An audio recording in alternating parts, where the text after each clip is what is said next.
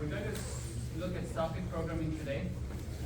I had just barely introduced socket programming at the end of the last class. I was really hoping to do more, cover more, or be there having. I was hoping to have covered socket programming at the end of the last class, but according to the class schedule, but it hadn't dawned on me that last Tuesday was a virtual Monday.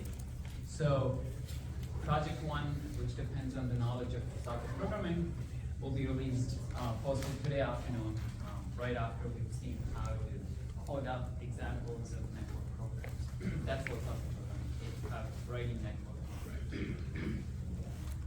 So I showed you this, I showed you this picture to keep in mind. The socket, the way to think about it is plugging in an appliance into an electrical socket, right? So similarly, plugging in a network on an appliance with application into the network. What a socket is just a data structure. It's a data structure that holds some data. And it resides at the user kernel boundary. The transport layer can read from or write to it from the kernel side. The application that we write can read from or write to it from the application, the user level, right? There are two bread and butter protocols, UDP and TCP. UDP is called an unreliable, described as an unreliable datagram protocol. TCP is a reliable in order or reliable in order byte stream protocol. Very important to understand very carefully what these terms mean. What is a datagram as opposed to byte stream, right? If you don't understand this, you won't be able to do even the first part of project 1, which is a very simple part of project 1.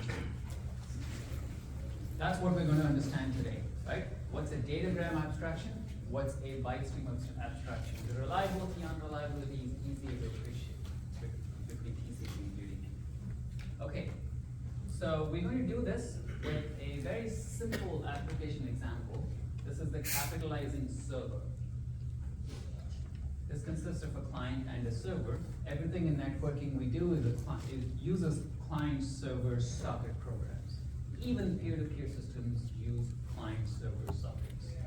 Even in a peer-to-peer system, one entity initiates communication, that's the client. One entity is waiting to receive communication, that's the server, right? So all network programs, irrespective of whether the application layer, they are client-server architecture or peer-to-peer architecture, they all use the same socket abstraction. Doesn't matter what the language is, all languages support these abstractions. Okay?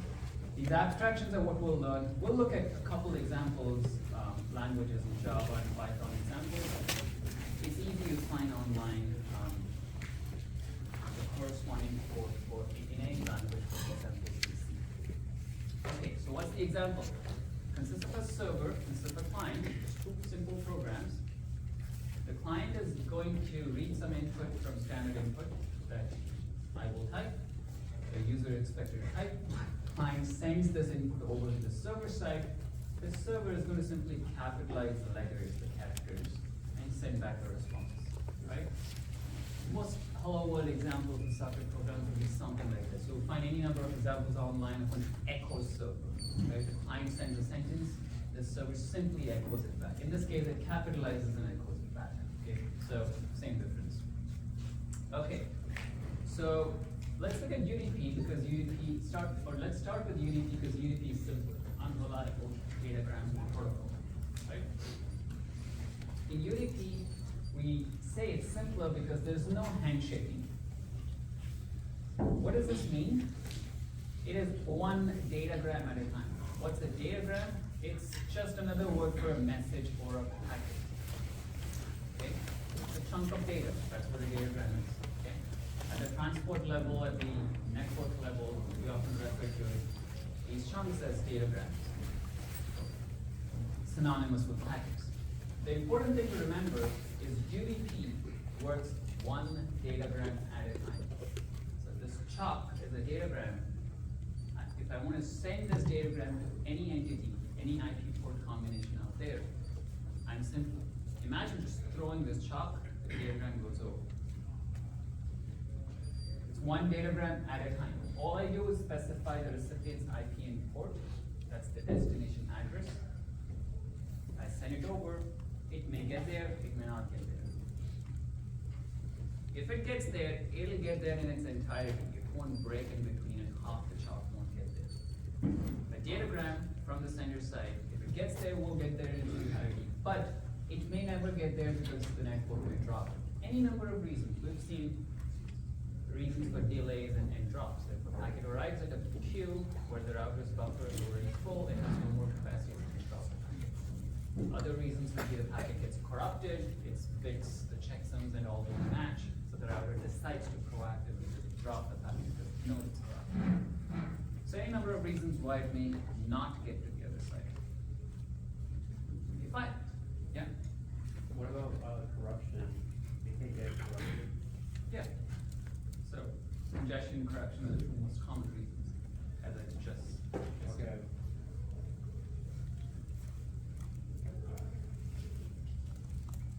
Okay. Okay, it also mentions here lost or received out of order. Okay, what is out of order? What is out of order? For one datagram, order doesn't mean anything.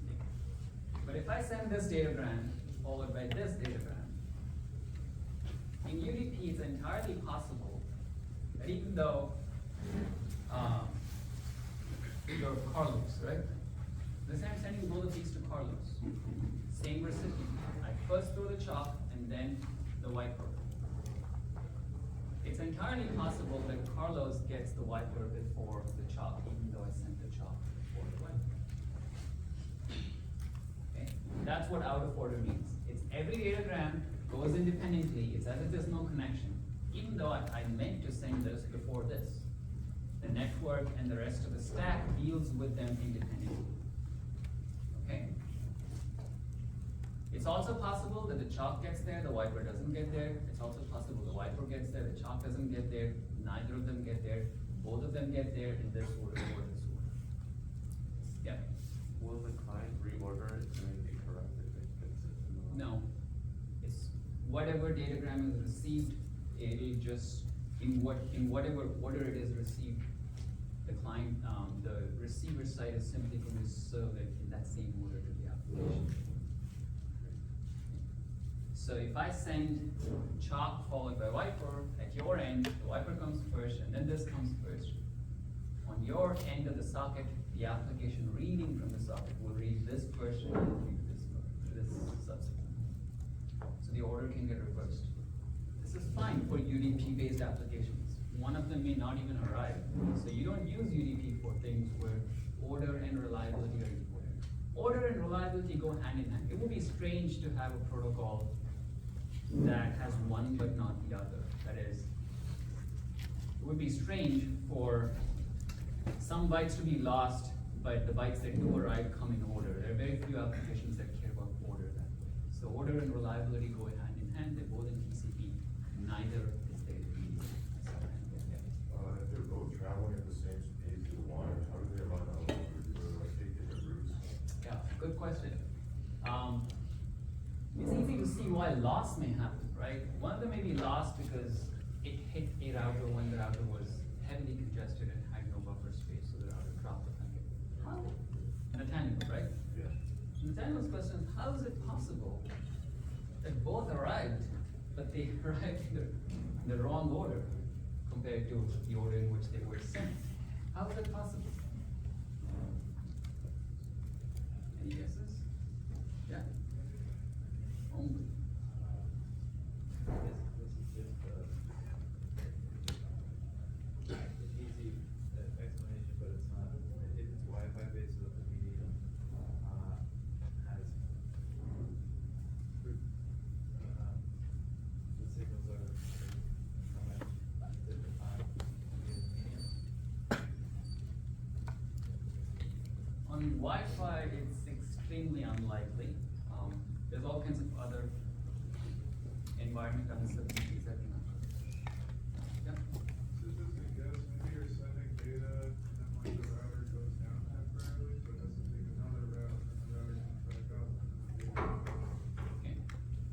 That's a reasonable simple answer. What are the odds that routers go down? Fairly low, okay?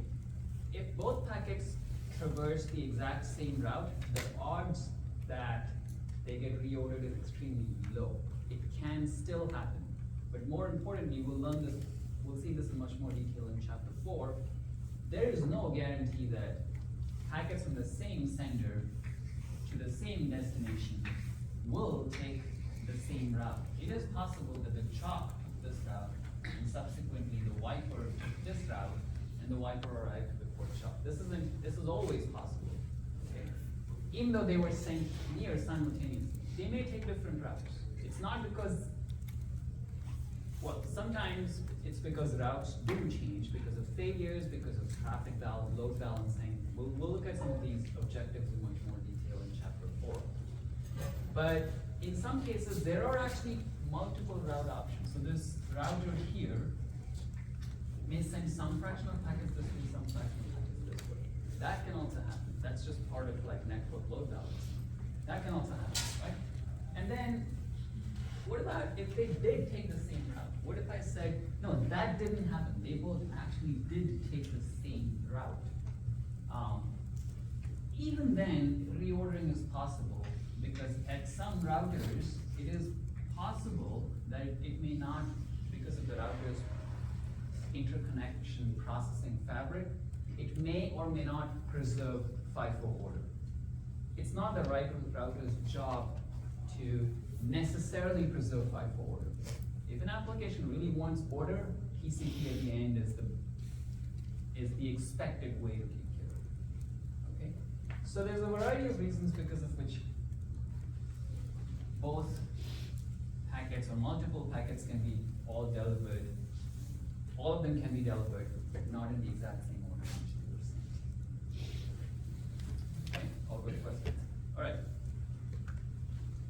So here's the view of the server and client.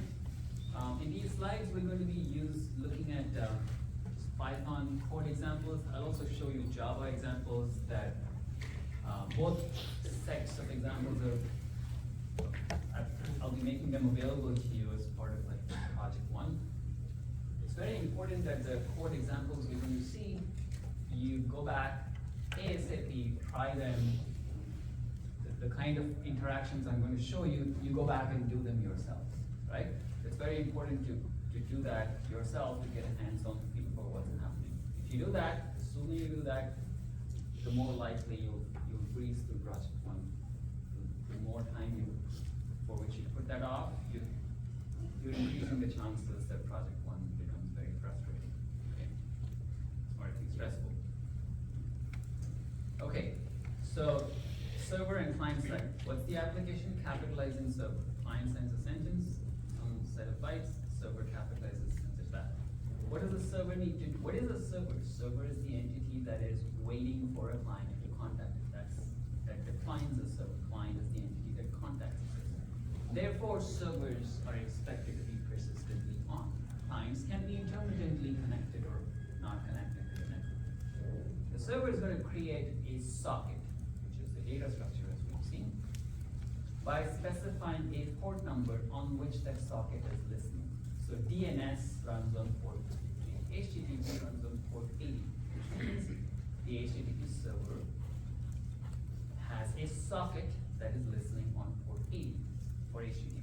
For DNS, port 53, FTP is port 20 and 21, and so on. These are well-known ports. So the server specifies this port. Depending on the language, you may or may not have gunk like this, like AF_dgram. In Java, you don't have to specify this, but Java has some other ugly alien features which are not there in Python. Python is a little bit more like C. You specify these things. There's a saying it belongs to the INET family, address family, and soft dgram is just saying there's a unique result. Datagram socket. In Java, you don't specify it like this. You just have a datagram socket versus just socket to distinguish between UDP and TCP. So the commands will be slightly different. In method calls will be slightly different in different languages. But we'll try to first understand the abstraction or the high-level design, that's more important, that's common, that's not language dependent, that's just networking, that's common across all languages. The server starts first as common across all client-server programs, right? Server opens a datagram socket, client similarly opens a datagram socket on its side. At this point, after the client has executed this call, this is literally Python code, this socket A, client socket. This is saying client is opening a datagram socket. At this point, nothing has happened. The server has opened a data structure, it's created a data structure on its end. Client has created a data structure on its end. No communication has happened, nothing has been sent at this point by the client, right? The client can then, at this point, create a datagram by specifying the server's IP port, and then send this datagram by writing this datagram to its local client socket data structure. Right? When it does that, the datagram will be delivered to the server side. The server is going to read this from its server socket. How did it get there? Well, the client sent it. It went out through the client's network interface card, carried by routers all the way to the server side. When the server's kernel got it, it looked at the destination IP port and saw that, oh, okay, that's the socket above at the application layer to which this packet needs to go, and it brought it all the way to that server socket, at which point the server can happily read that, process it. If it has a response to send back to the client, it needs to do the same thing. What is the same thing? It processes the request, creates the response, data or information, packages it as a datagram, stamps the client's IP and port number in the response before sending it back. How does it know the client's IP and port number? Well, in the datagram that came in, it came in with the sender address. So it's going to stamp the same address back and send the response back. Client is going to read this and process. This is what's happening in our capitalizing server. This is all it does. Okay? Client sends a sentence, server capitalizes and sends it back. Every datagram has to be stamped with the server IP and port. So it's like sending mail, like an envelope or a postcard. You put the address and send it, it's independent. Just like post, they can arrive out of order for all kinds of reasons, right? That's the analogy to keep in mind. So that's what the code looks like. The steps we saw. So this is fairly simple. I'm belaboring some of these steps, right? There's not much going on in these steps, but I'm going through these steps in great detail so that we'll contrast this with how TCP does it. It's slightly different, okay, the way TCP does it. So in code, this is right from the textbook.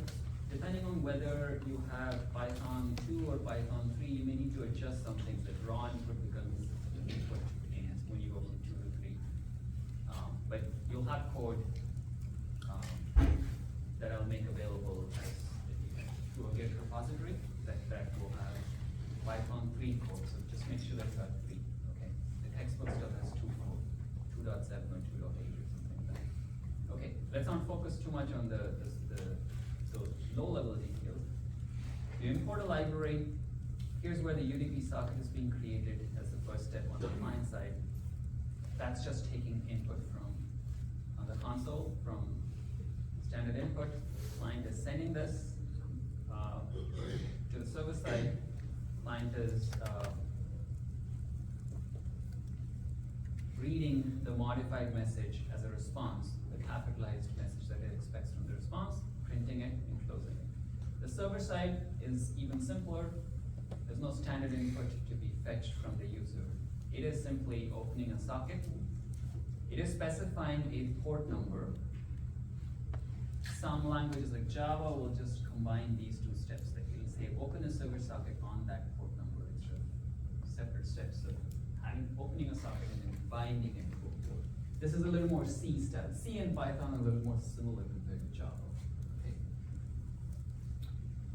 At this point, the server is in a while loop where it is waiting for via this receive from, waiting to receive a datagram from clients, any client. If I'm the server, I'm at that line in this while true loop, waiting for any one of you clients. You guys, let's say, are clients, for any one of you to send a datagram to me, I will read it, capitalize it, and send it back exactly to whoever sent it to me by looking at the sender address and sending the response back.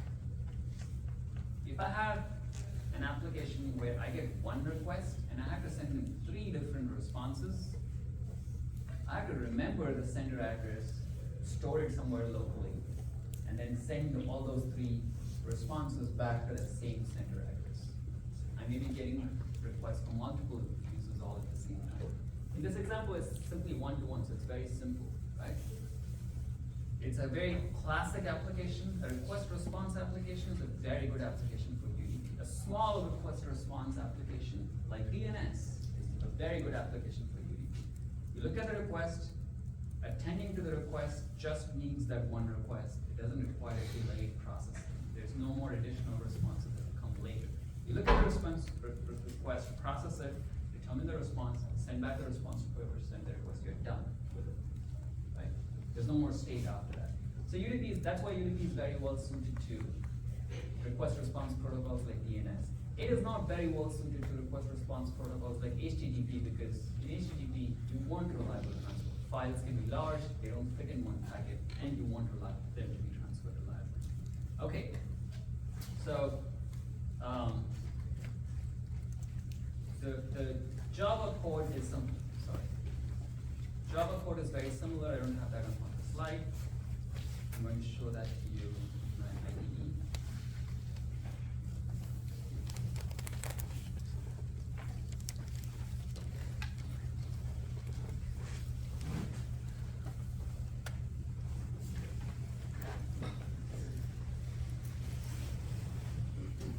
Is that readable? Should I increase the font size a bit?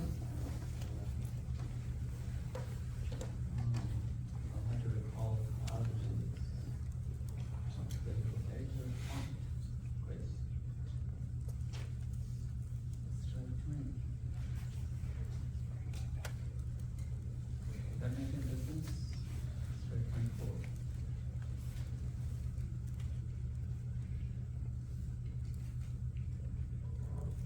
Alright. Hopefully that's good enough.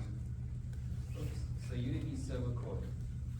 What am I doing here? On the server side, I'm creating a datagram. So this is slightly different code from Python. We just saw Python code. This is Java. Okay. The server's in a while true loop, just like in the Python. Here it's just created a datagram. It just is saying what the length is and what this array is of this size, of 1024 byte size, into which data will be written in this datagram. Here's where the server has opened the server socket. So here it's saying open a UDP or datagram socket on port 9876. In Python, like I said, we had 2 lines to do it. We opened a socket and then bound it to that port number like 9876. Why 9876? We could choose really any port number. Port numbers are 2 bytes, 16 bits, so there's 65, 536 possible values for port numbers. But 0 to 1024, or maybe 1023. But the first 1024 are privileged ports. So somebody with root permissions on the machine can run applications on those ports. So if you want to start an HTTP server on port 80, you would need administrative privileges on the machine. But any application can use ports greater than 1024 all the way to 65. Okay. All right, so we open the socket here. Here's where we're waiting to receive the packet. We created a sentence string, and we determined the IPN port, the sender's IPN port. We formed the corresponding capitalized sentence. Java just has a union method. Python has a different method to do this. And then we took that data, the capitalized data, and then sent it as a return datagram stamped with the IPN port number that we got from the sender, from the received packet of the sender, right? And finally close this up. All right, so let's see. I'm running a bit. Sorry. So I'm going to run this UDP server here.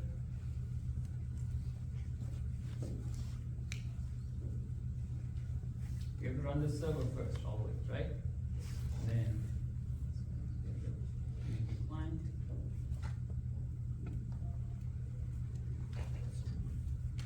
You can see what's happening at the bottom, right? Yeah. All right. So what's happening here? This is the Unity client. I'm going to just type a random message. What did the server say? It got back this response. This is the client window.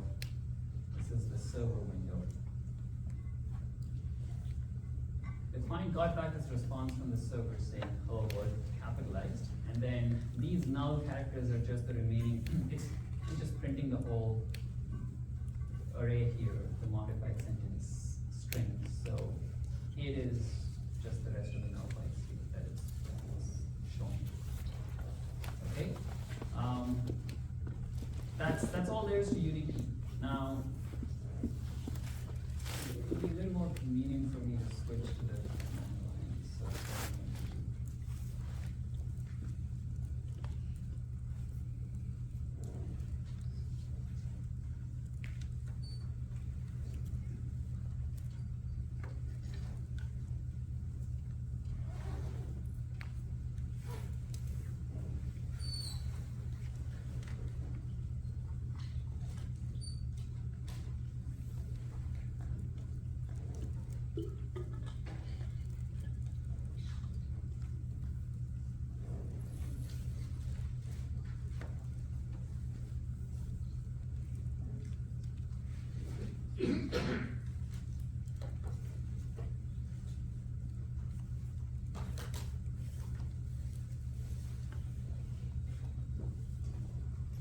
okay, if you're running from the command line, for Java, you need to specify where the binaries are, where this thing is compiled and put those files into. So if you run into problems with those, you need to know just those basics about Java.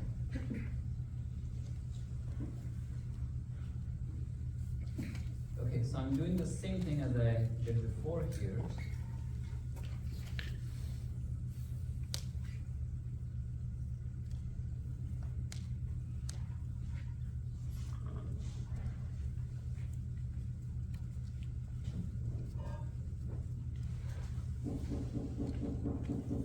Alright, so I've got this capitalized sentence. The server, as before, it's in the while true loop. It's just waiting for more and more clients. I can run this client another time and type some gibberish and I'll get that gibberish back capitalized just like expected.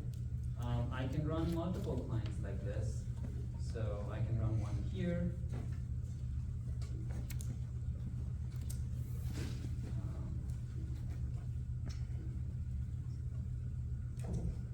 I mean, it's really just one datagram at a time, so I can start a client here. At this point, the client hasn't written anything, hasn't sent anything to the server side. And I can simultaneously start another client here, which hasn't sent anything yet, okay? So this is, I'm going to say, the second client sends a message first.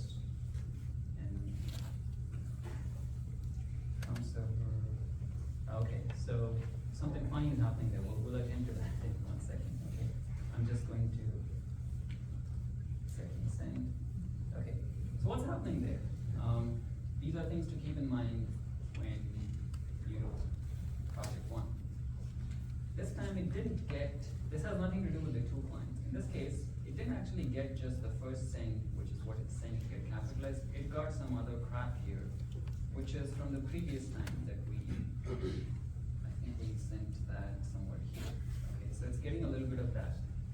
Why is it getting at that? Because the server-side code is just not written well. It's a hello world piece of code. The server-side code is reusing the same array, receive data, to receive any data. So it overwrote the first few bytes, but didn't clear the array. So a good practice is to make sure you clear the array. This is not following good practice. So it's not a good example. It's not a good example of how to write a code. It's just a hello world piece of code, right? So that's what that's happening, or that's why that's happening. Okay. So TCP is UDP is fairly simple, right? One datagram at a time. All I wanted to show here was I started this client first and then this client, but the second client sent the first datagram, so of course the server dealt with that first. Okay, the server is only going to deal with datagrams as and when it gets those datagrams. There's no notion of an order. There's no notion of any expected order. The server processes datagrams as they come, clients process datagrams as they come. Same client sends 4 datagrams in a row, the server doesn't care. It's going to deal with each datagram independently. Okay. Very simple communication protocol. Your job is to go back. I'll have pointers to these in a Piazza post.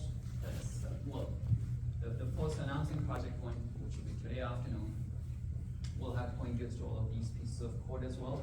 This is more like getting started.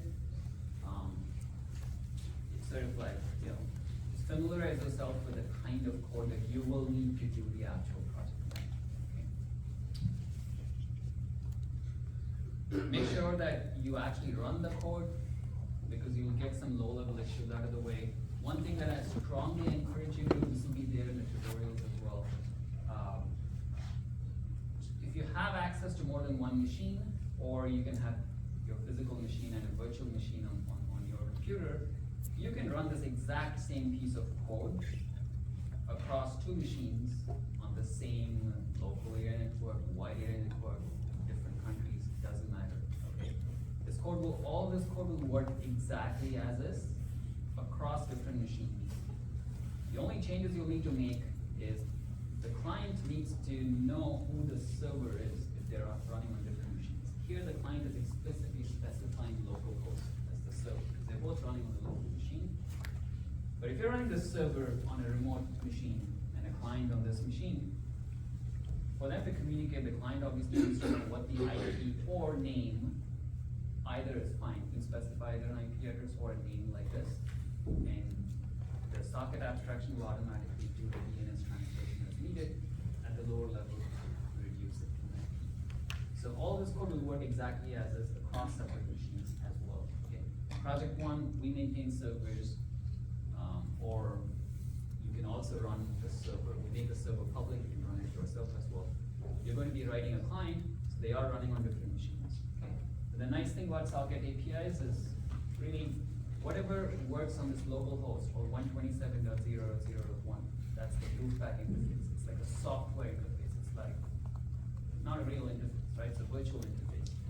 Whatever works through that, packets going over a real physical interface across the network work exactly. Okay. So that's the nice thing.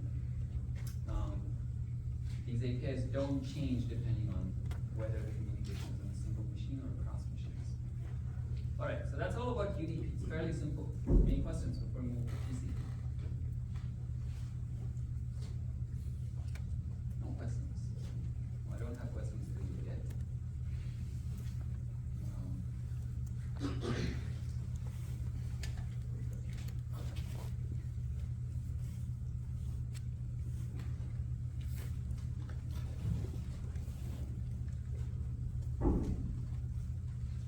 Okay, so as before, the sequence of operations is at a high level fairly similar in the sense that the client reads something from standard input from the user, sends it to the service passes it back, sends it back. It's the same application, just using TCP. Internally, things are happening somewhat differently. Okay. Client, as before, must contact server. Server must be waiting for client's communication, for the client to initiate communication. All that's great. However, unlike UDP, that was one datagram at a time on the server side, in TCP's case, when the client first contacts the server TCP socket, the server, like it says here, is going to create a new TCP socket specifically to service just that client. So let's say there's I'm the server, there's 2 different clients, Omri here and Nathaniel there. And they both send a connect request from the client to meet the TCP server. When I get Omri's request, I'm going to spawn a child socket or a connection specific socket just to handle Omri's requests. It's connection oriented. Okay? If I get Nathaniel's request, I'm going to create another socket just for servicing his requests. At this point, I have 3 sockets total. The server socket, one for Omri, one for Nathaniel. Why am I creating these child sockets or connection sockets as they're called? Well, this is a connection-oriented protocol. It is not one datagram at a time. It's not like I throw a chop, I throw a white. That's not how it's happening. It's connection-oriented, which means before I do anything with TCP, I'm going to take a rope. Remember the lasso analogy? I'm going to hurl it, hook it to the other side. That's my connection. Okay, it's an analogy, so hopefully the picture helps. Once that connection is set, anything I send, like a chalk, this set of bytes, I'm going to send it along the rope. So I'll send this thing along the rope, this thing along the rope. They will arrive on the other side in the same order. They cannot fall. They're on the rope, they're clinging to the rope. It's like a train of bytes going on the rope. The rope is virtual, it's just imagery. So it's impossible that the rope will drop this, but carry this. It will deliver it in that same order, reliably, to the other side. That's the promise TCP makes for you. Of course, when they are going over the network, in practice, one or both of these can get lost. Of course, corruption, congestion. If that happens, the TCP socket on the sender side will retransmit as needed. And the TCP receiver on the other side will rearrange the data as needed, so that the rope gives you the abstraction, the semblance, the perception, the feeling of reliable in-order byte speed. So this is a much more powerful abstraction instead of dealing with one datagram at a time. And in order to do this, it's best done by maintaining state on both ends about who the sender and receiver of a connection are. So this is UDP. On the server side, or let me make this the client side, there is one socket. On the server side, there is one socket. This is client C1.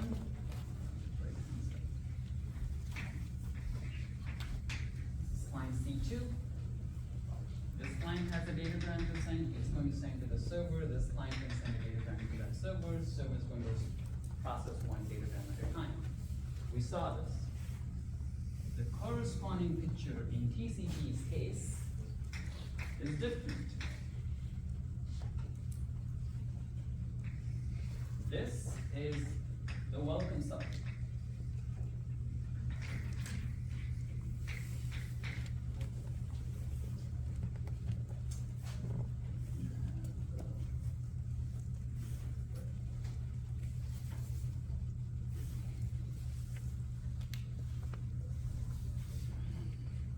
Well, I'll go through the stepwise thing after this picture.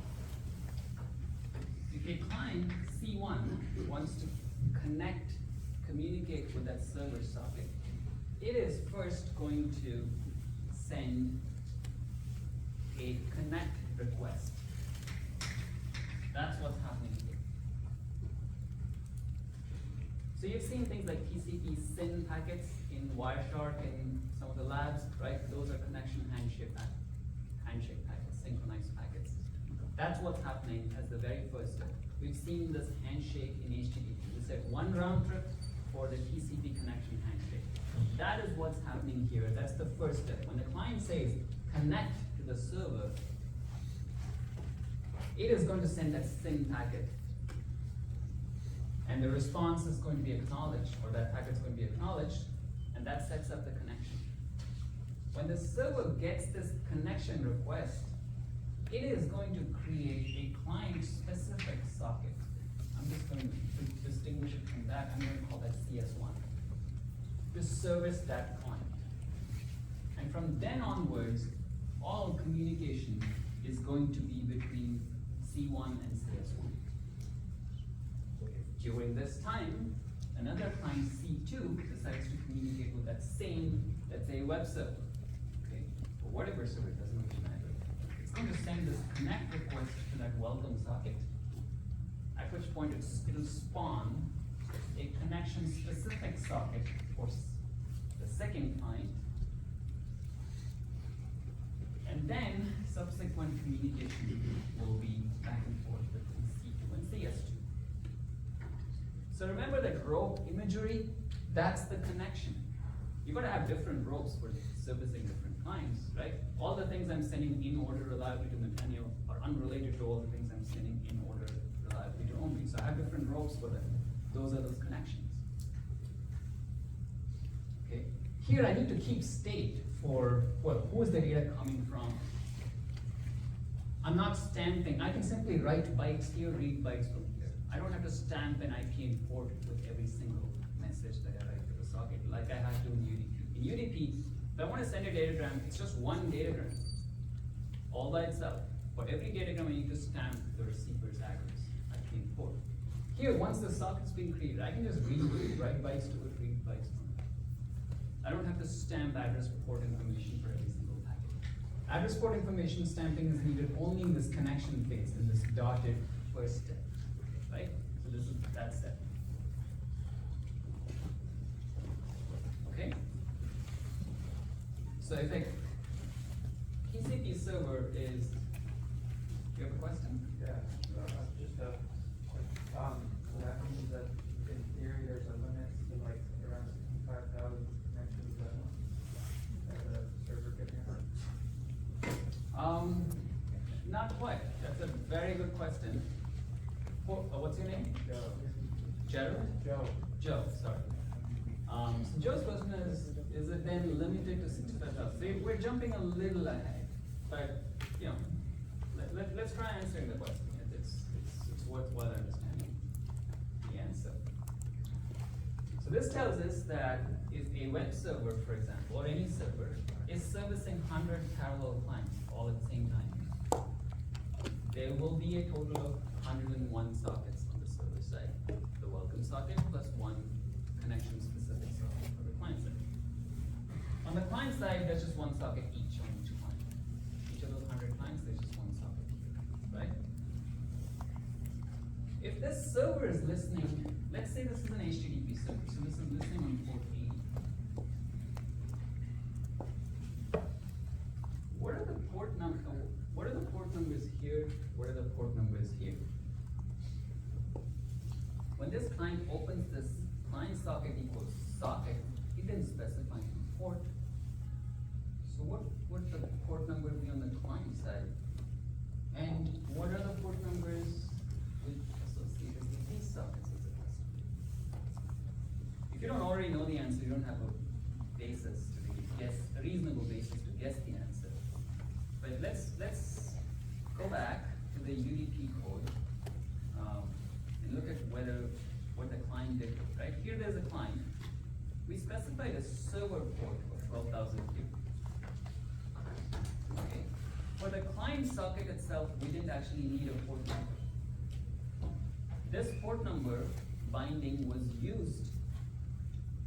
There's no binding. This port number was used as the destination IP and destination address, IP and port. It was used for that purpose in order to ensure that the datagram is being sent to the right place.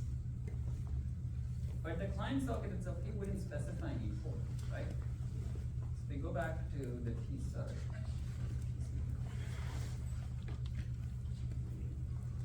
This picture. Here also we're not specifying, we just said socket.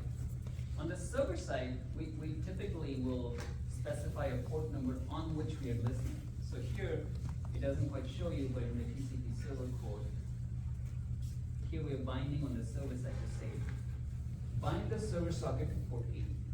On the client side, we're not saying anything. Okay, so what's happening on the client side?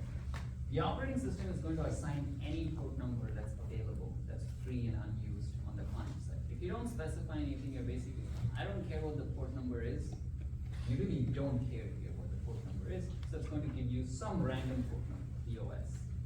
Here you care about specifying 80, because people expect a web server to be running on port 80, so you need to specify that. Once I do that,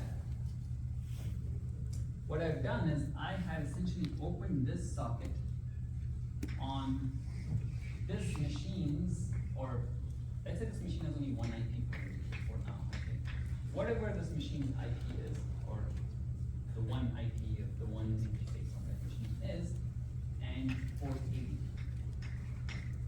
This is the server-side address for all of these connections.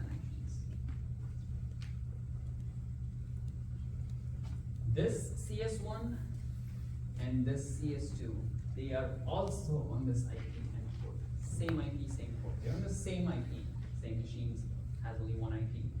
They were spawned off from the same port 80. So they also will have the same port 80. So as far as IP and port is concerned, it's the same for all three sockets. Okay? When a packet arrives on the machine, so it will first arrive in the, say this is the kernel and this is the user side. Okay? Generally kernel is below user top, but because it's coming like this, it's easier for me to show this right here. When a packet arrives on that machine in the kernel, or in the NIC first, and then the lower levels process it in the kernel, how does it know which socket to redirect it to? Whether it's coming from here and should go to CS1, or whether it's coming from here and should go to CS2? Well, what can it do? In UDP's case, we didn't have this dilemma. In UDP's case, no matter where the packet came from, we just looked at the destination IP and port that identified this socket. So we just sent all packets coming to this destination IP and port to this socket on that destination IP and port. But here you have a few different sockets, all of which are the same destination IP and port. So we are forced to look at the source IP and source port in addition to the destination IP and destination port. So the 4-tuple, source IP, source port, destination IP, destination port, the 4-tuple of information arriving in every packet here to determine that the packet should go to this socket as opposed to this socket. That is called demultiplexing. Okay. We're already sort of looking at the beginning of chapter 3, but it goes well with socket programming. It helps to understand how sockets are behaving. So that's how demultiplexing works. TCP packets, TCP connections are identified by a 4-tuple. To say whether something belongs to this connection or this connection, you need to look at all 4 tuples. You cannot simply look at the destination IP and port because there could be any number of connections, all with that same destination IP and port. So now we go back to Joe's question. How many different times are we limited to 65? No, because all of them have the same port number first, okay? So it's not like they have different ports. So that wouldn't be a reason to even think that you're limited by the number of ports. They all have the same port. So what are we limited by? Well, all possible combinations of source IP and source port, which is a very big number, okay? Which is way bigger than most machines can support connections, number of connections. Yeah? So CS1 and CS2 are kind of like abstract ports, and like they're part of the same actual port set. They're part of the same Are they sort of like abstracted ports? But CS1 and CS2 are sockets, not ports. Okay? They all are attached, bound to the same IP and port as the socket that spawned them, the welcome socket that spawned them. These are sockets. They're the same data structure. So it's the same, so this TCP server, this is a type socket. It's the connection socket, the CS1, that is also of the same type socket. It's the same data structure. There's no difference between the two. Okay? But of course, they're different instances of the same data structure. They're both sockets, They're all bound to the same IP port, but they're different instances. They're bound to different remote ends. That's what distinguishes them. Okay, there's no notion of a connection. There are dotted lines here. There's no rope. There's no lasso analogy in UDP. We didn't have to handshake and set up that connection. We just threw one datagram at a time in UDP. There's no notion of a connection. That's why UDP is connectionless. TCP is connection oriented.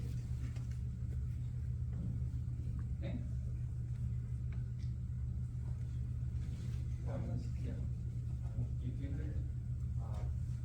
why must the forks of couple if the source, if the destination port is always used, must it? I have, let's look at a slide here. We're jumping a little ahead, but not too far, right? So let's look at this example. A three tuple. No, because these both clients could also be on the same machine, so their IPs might be the same. So the only thing to distinguish them is the combination of IP. Right? So this is how, in general, connections might look. So on the server side, there's an Apache web server running. This could be a multi-process web server, it could be a single process web server. Three different processes, these could be multiple threads. That all depends on how the server is implemented. But the point here is, this server it is simultaneously dealing with different clients. And there could be multiple clients on some of the client machines as well. So in order to determine whether an incoming packet belongs to this connection, or this connection, or this connection which is not shown to the other client on the same machine, or what player it is on the other client of the same machine, it has to use the four tuple information. In this example, assume that IP scores, there's one IP per host, so there's only one interface for IP. So IP alone is not enough. IP import of the remote end is necessary for the kernel here to determine for an incoming packet which socket upstairs to redirect it to. That's the process of demultiplexing, connection-oriented demultiplexing, like I said. Unity, we didn't have this situation. For every incoming packet, we just looked at the IP import. Now a single IP, single machine example, the IP is just our IP, and then you just look at the port number and send it upwards to that Unity port number, the socket that is listening on that Unity port number. Connection-oriented demultiplexing has to use the four tuple of information, precisely because of this imagery contrasted with this imagery. Okay? Yeah. How much faster is UDP compared to TCP? Remember the HTTP delays with it? That lasso process, flinging the rope, that handshake process, that took one round trip. Okay? Technically it's 1.5 round trips. We'll learn why this is later in chapter 3. So you connect, you get back a response, and then you send back a response with the response to really tell for both sides to know that the connection has been established. That response to response will be back with the HTTP request, so you don't actually see it. But there is that extra round trip, or 1.5 round trips, if you will, 3 one-way delays. That's the overhead of connection setup in TCP. That's just the connection setup overhead. Once you start sending data, in UDP, you send data once. Okay? If it gets there, it gets there. If it doesn't get there, tough luck. But in TCP, you have additional overhead. You have to retransmit the data sometimes because it didn't get there. How do you figure out it didn't get there? Well, you time out on the sender side if you don't get back an acknowledgement for that sent data. Sometimes you may time out too soon. It may be a false timeout. You may redundantly send retransmit data when you didn't need to actually. It was just taking longer. So there's all kinds of overheads that add up in TCP because of genuine retransmissions under loss, false retransmissions under loss, connection setup delays in the beginning of the connection. Those are the overheads. Those are the primary overheads. There's some lower level additional overheads we'll look at when we look at TCP more detail. Is there like an estimate of like, I don't know, how many times very difficult to answer that question. It's easy to answer the question when the rest of the situation is perfectly laid out, like in the homework 2H2EP problems, for instance, right? It said exactly what's happening. There's a base file and inline objects. And even there we saw that how much difference connection, persistence, pipelining makes depends on C, the number of objects, bunch of things, right? So without saying what the application is, what the details of the transfer that's taking place in that application is, it's hard to come up with it's not meaningful to ask. Is it 2x, is it 3x, it's not meaningful to ask. It depends really on the application is the answer, right? Okay, so we have a fair bit of time, but I want to make sure we look at the TCP code. Oh well, I guess Python is a little. The code here doesn't look terribly more complicated. It isn't. The code isn't that much more complicated. Let me not go into the slide mode because I'll need to keep switching back and forth, and this thing takes 5 seconds to get in and out of slide mode. What are the differences? We created a socket. This part was very similar in datagram. Here it says sock stream, which just means byte stream instead of sock dgram, which means datagram. Here we're binding this socket to a server port. Did we do something similar in the UDP case? Here also we bound it. In both UDP and TCP, we have to say what this port number is, right? Whatever that number is. It's offhand somewhere. Yeah. Within the foreign line, there's like an empty string, like with the double of the word. Yeah. What does that mean? When you don't specify any IP address, it's telling the kernel bind to all available IP addresses. Okay, so it's like a wildcard IP address. There's only one interface on the machine. Well, there's generally more. There's localhost, and then there's if it's connected to a network. There's a network assigned publicly addressable IP address. So it'll bind to all of them if you don't specify. If you don't specify a port number, it'll bind to whatever port is available. It doesn't make sense to not specify a port number on the server side because clients generally expect service to be running on a well-known port, right? On the client side, you don't have to specify the port. So this part and this part seem quite similar. This is different. Server socket dot listen. We didn't listen. Why did we listen on the UDP side? We didn't listen. There's no listen call. Why are we not listening on the UDP side? Well, on the UDP side, the listen is implicit. As soon as you created the socket, you're saying, I'm ready at this, I'm listening already. It's implicit, okay? You don't have to specify that. On the server side, or on the TCP server side, it just follows from, this could be implicit in Java, there isn't a listen call that's explicit. It could be implicit or it could be explicit. So whether it is a listen or not, it's more a language. In C and Python it's there, in Java it's not there. So this is not an important distinction between TCP and UDP. In UDP it's just implicit. But this is a very important distinction between UDP and TCP in all languages. All languages for TCP will have an except method that doesn't exist or doesn't make sense for UDP, that is unreliable, that's a connectionless datagram protocol. What does this except say? This except is a blocking call. What's a blocking call? It means the server is just going to be stuck there until something happens to unblock it, to bail it out from that point. What is that something happens? That is a connection request from the client side. So let's just quickly look at the client and see that the client is doing the connect here.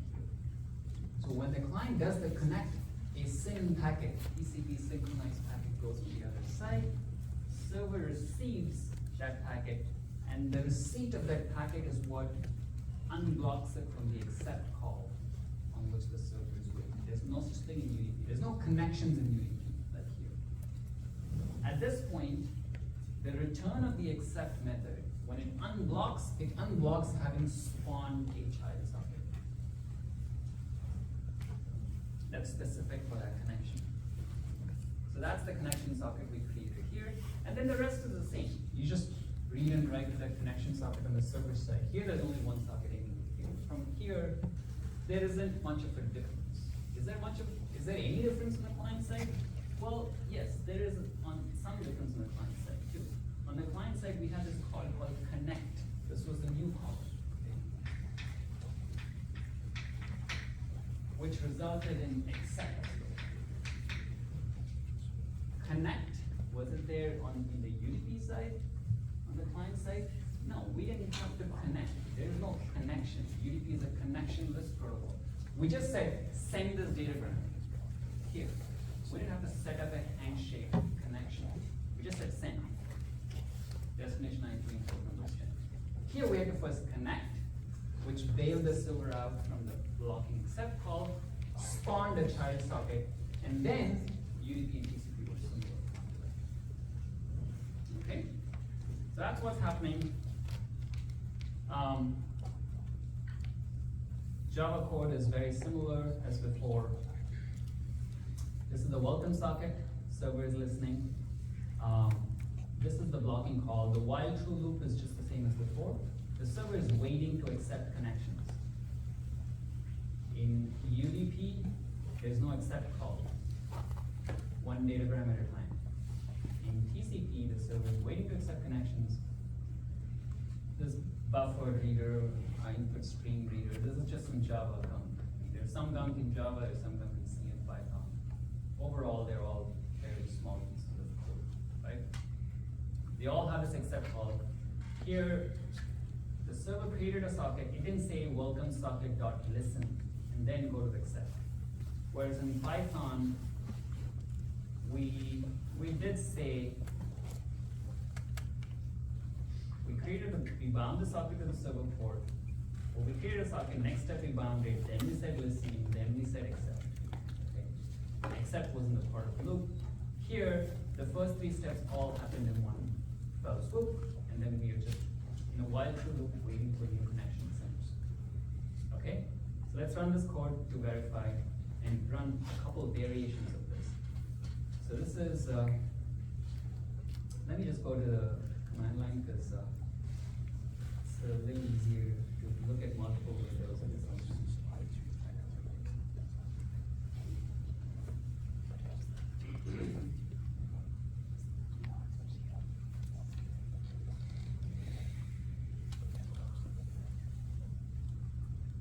Okay, at this point, what's happened on the server side?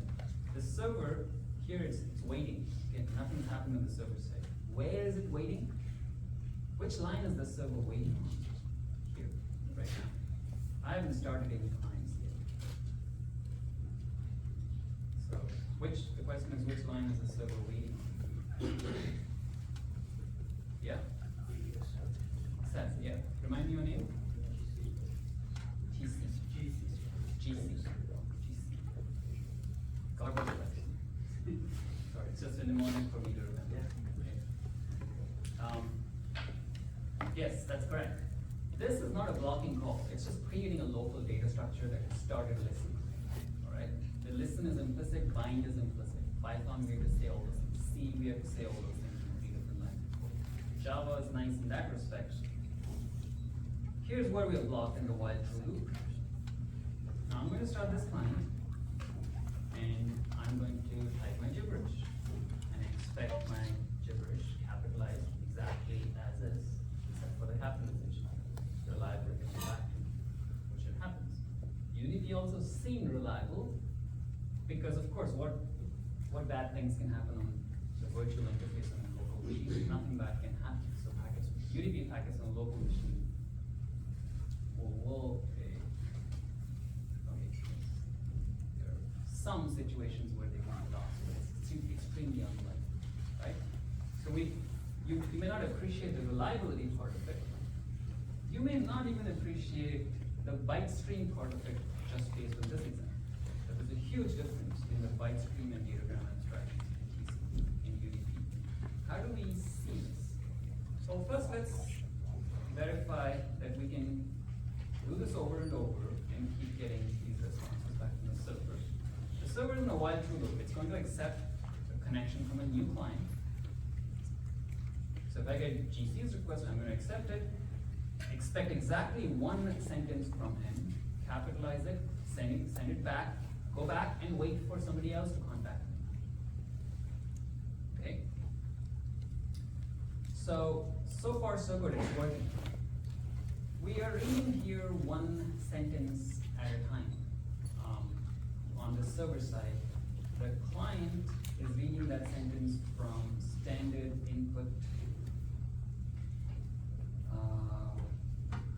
in from user, and then writing it to the server side, and then reading back the response from the server side. Doing things in this one sentence at a time can be misleading, or it may not make you appreciate the difference between a byte stream and a datagram.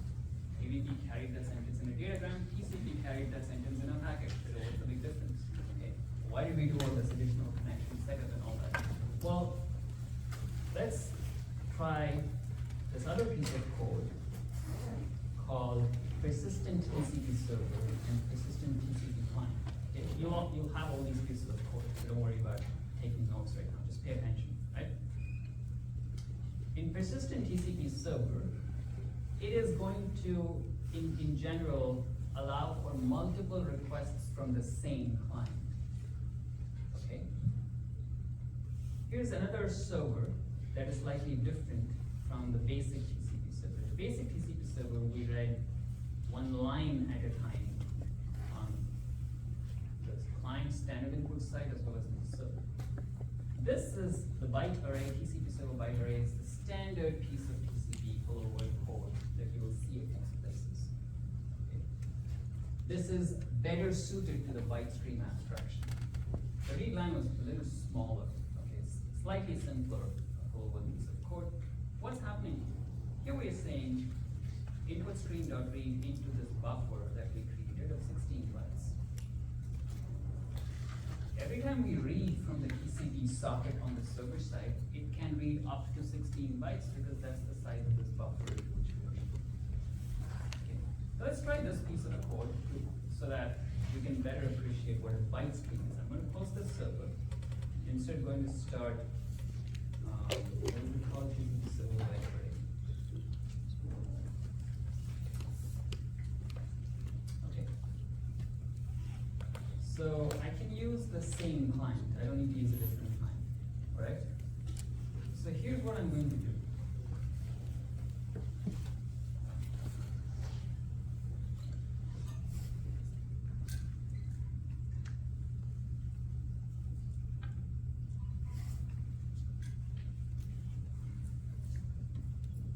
So what happened on the server side? The server is doing this. It is simply reading whatever it can read from the socket.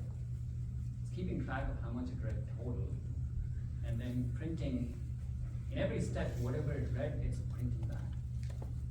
And then going back, dealing with possibly more gibberish from the client side, which didn't get printed yet. Okay, we'll see in a second why this is happening. So let me first close this connection. Okay. It's saying the total number of bytes it read is 64. In the first read, it just read an H. In the second read, it read this. In the third read, it read these bytes. Then it read these bytes. Then it read these bytes.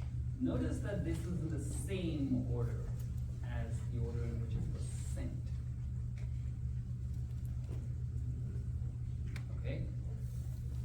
You can do a byte count, so you can cut paste a file of an exact number of bytes, and it'll output the bytes on the other side. You can see that's the exact number of bytes, and you can visually see here that what the first sentence, whatever was sent, is exactly the library you see. However, the bytes are trickling in, like H came and then I space there, comma space, a few more bytes came in. They didn't all come in one datagram. That's the byte stream. Bytes will trickle in. You're guaranteed that they will be in order. Nothing will be lost. No byte will be lost.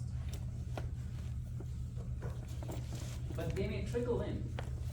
Any single read from a TCP socket is just reading some prefix of the bytes that are coming in. More bytes may still be coming behind. More bytes may have come in and reached the socket, waiting to be read from the socket, but you haven't yet read them. In this case, we're not reading them in part because our byte array was very small. If we had a bigger byte array, we could read more. But you could have a 1K, 2K, 10K byte array. You may not be able to read all 10K bytes because not all 10K bytes have arrived from data set. They're trickling in, they'll come slowly, they'll take more time. Big files take more time, for example. That's the byte stream abstraction that we need to do from the rest of it, right? So try to reproduce these exact processes. There's a getting started page for this Hello World example, these Hello World examples that progressively go from TCP server, this byte array example, persistent TCP server, and I have a couple of minutes I can show you that as well. Let's say persistent TCP server doing, so like that. It's going to just deal with multiple client requests at a time instead of dealing with just one. The byte array part was still dealing with one request per client. That's why it didn't print the second part. The server code wasn't designed to handle more than one request. Now we are designed to handle more than one request. Verify that. These codes are not super complicated. This is persistent TCP. So it adds a few more lines of code, but fairly simple to read still.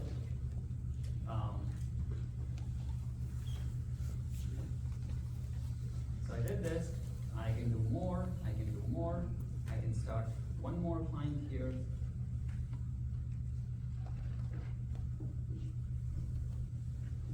So there might be a surprise here. Okay.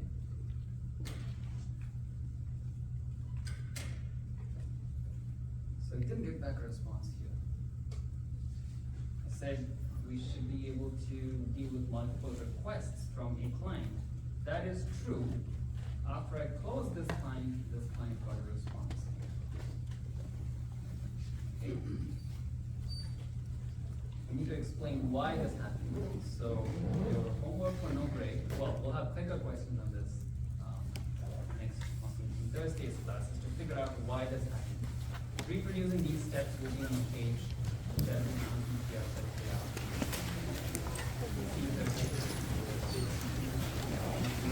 I had this happen like 5 times.